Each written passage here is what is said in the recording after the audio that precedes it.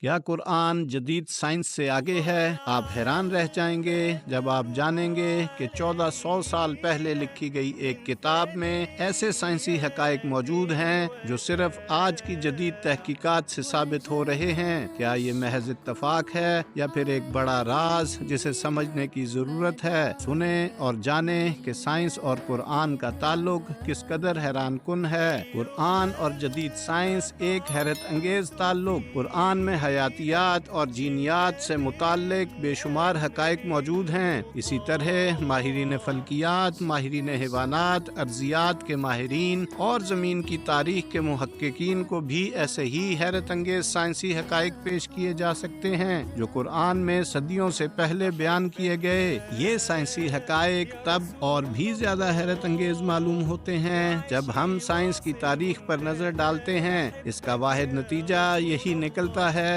کہ یہ معلومات انسانی وضاحت سے ماورا اور ایک چیلنج ہیں۔ قرآنی سائنسی حقائق جو اپنے وقت سے بہت آگے ہیں۔ آج تک کوئی بھی انسانی تصنیف ایسی نہیں ہے جس میں ایسے سائنسی حقائق شامل ہوں جو اپنے وقت سے اتنے آگے ہوں جتنا کہ قرآن میں پائے جاتے ہیں۔ وہ سائنسی نظریات جو قرآن میں موجود ہیں وہ در حقیقت جدید سائنسی تحقیقات کا نتیجہ ہیں، لیکن یورپی زبانوں میں قرآن کے تراجم میں ان سائنسی حقائق کا بہت کم اور مبہم ذکر ملتا ہے۔ اس طرح عربی مفسرین بھی قرآن میں موجود سائنسی پہلوؤں پر مکمل تحقیق پیش نہیں کرتے۔ اسلام اور سائنس، علم کی جستجو ایک دینی فریضہ۔ اسلام میں سائنس اور دین کو ہمیشہ جڑواں سمجھا گیا ہے۔ نبی کریم صلی اللہ علیہ وآلہ وسلم کے چند مشہور فرامین اس تعلق کو واضح کرتے ہیں۔ مثلاً علم حاصل کرنا ہر مسلمان پر فرض ہے۔ حکمت مومن کی کھوئی ہوئی میراث ہے، جہاں سے بھی ملے حاصل کر لو۔ جو شخص علم کے حصول کے لیے نکلتا ہے، اللہ اس کے لیے جنت کا راستہ آسان کر دیتا ہے۔ یہ فرامین انسانی علم کو بڑھانے کی زبردست ترغیب دیتے ہیں۔ یہی وجہ ہے کہ اسلام میں ہمیشہ علم اور سائنس کو اعلیٰ مقام حاصل رہا ہے۔ آج جب سائنس انتہائی ترقی کر چکی ہے، تب بھی قرآن کی سچائی کو ثابت کرنے کے لیے جدید سائنسی تحقیقات کا سہارا لیا جاتا ہے۔ یہی نہیں بلکہ آج کے سائنسی انکشافات نے یہ واضح کر دیا ہے کہ اسلامی وحی کی اصل ماورائی ہے اور اس کی صداقت کسی انسانی تخلیق کا نتیجہ نہیں ہو سکتی۔ سائنسی ترقی اور خالق کی موجودگی کا ثبوت۔ جب ہم سائنس کی ترقی پر نظر ڈالتے ہیں تو یہ اللہ کی موجودگی پر مزید غور و فکر کرنے کا موقع فراہم کرتی ہے۔ آج جب ہم مادہ کے انتہائی باریک ذرات اور زندگی کے آغاز پر تحقیق کرتے ہیں تو ہمیں اللہ کی تخلیق پر سوچنے کے بے شمار مواقع ملتے ہیں۔ زندگی کے حیرت انگیز نظام کو دیکھ کر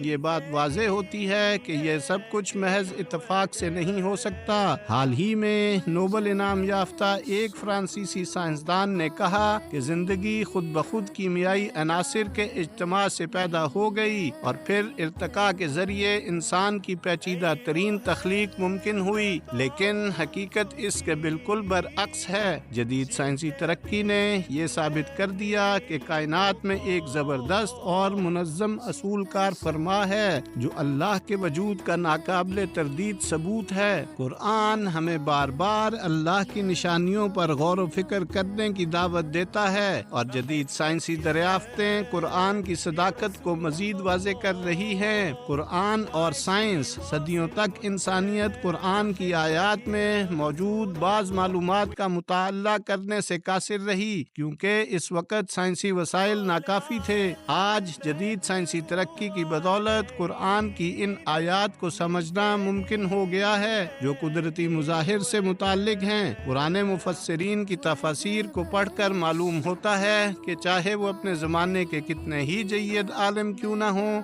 وہ ان آیات کی گہرائی تک پہنچنے سے قاصر رہے، بلکہ 20ویں صدی میں بھی جہاں علم کئی مختلف شعبوں میں تقسیم ہو چکا ہے، ایک عام سائنسدان کے لیے قرآن میں مذکور ان موضوعات کو مکمل طور پر سمجھنا مشکل ہے جب تک کہ وہ کسی خاص شعبے میں مہارت حاصل نہ کرے۔ اس کا مطلب یہ ہے کہ آج کے دور میں ان تمام آیات کو سمجھنے کے لیے ایک ایسے علمی دائرے کی ضرورت ہے جو بہت سے سائنسی شعبوں پر محیط ہو۔ قرآن کی سائنسی درستگی کی جانچ پڑتال۔ یہاں اس بات پر زور دینا ہوگا کہ سائنس سے مراد وہ علم ہے جو مستند اور ناقابل تردید ہے۔ اس میں وہ نظریات شامل نہیں جو کسی وقت کسی مظہر کو وضاحت دینے کے لیے پیش کیے گئے لیکن بعد میں جدید سائنسی تحقیق کی بدولت مسترد کر دیے گئے۔ قرآن میں ایسے چند نادر بیانات بھی موجود ہیں جن کی تصدیق جدید سائنس نے ابھی تک نہیں کی، لیکن موجودہ شواہد انہیں کافی حد تک قابل قبول تصور کرتے ہیں۔ مثال کے طور پر قرآن میں زندگی کے آبی ماخذ کے بارے میں بیان موجود ہے اور ہم نے ہر جاندار چیز کو پانی سے پیدا کیا۔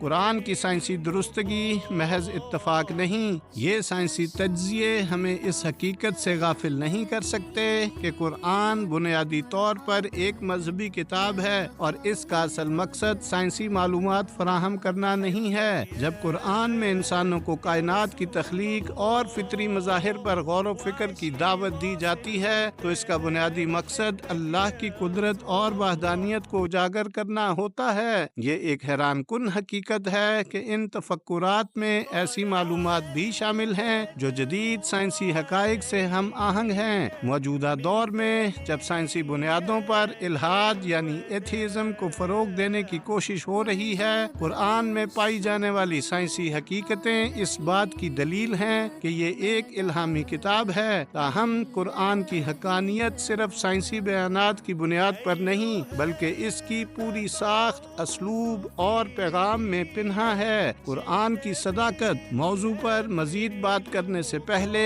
ایک نہایت اہم پہلو پر غور کرنا ضروری ہے۔ قرآن کے متن کی صداقت۔ یہ معلوم ہے کہ قرآن کو اس کے نزول کے وقت ہی زبانی یاد کر لیا گیا تھا اور ساتھ ہی ساتھ اسے لکھا بھی جا رہا تھا۔ نبی اکرم صلی اللہ علیہ وآلہ وسلم اور ان کے صحابہ نے قرآن کو حفظ کیا جبکہ مقرر کردہ کاتبین اسے تحریری شکل میں قلم بند کرتے رہے۔ یہ سلسلہ تقریباً 23 سال تک جاری رہا جس کے دوران کئی غیر سرکاری نسخے بھی تیار کیے گئے۔ تاہم حضرت ابو بکر صدیق رضی اللہ تعالی عنہ کے دور خلافت میں نبی اکرم صلی اللہ علیہ وآلہ وسلم کی وفات کے 1 سال بعد قرآن کا ایک مستند نسخہ تیار کیا گیا۔ قرآن کی صداقت کی تصدیق، تحریری اور زبانی روایت کا امتزاج۔ یہاں ایک اہم نقطہ نوٹ کرنا ضروری ہے۔ قرآن کے اصل نسخے کو زبانی یاد کیے گئے متن کے ساتھ موازنہ کر کے جانچا گیا تھا۔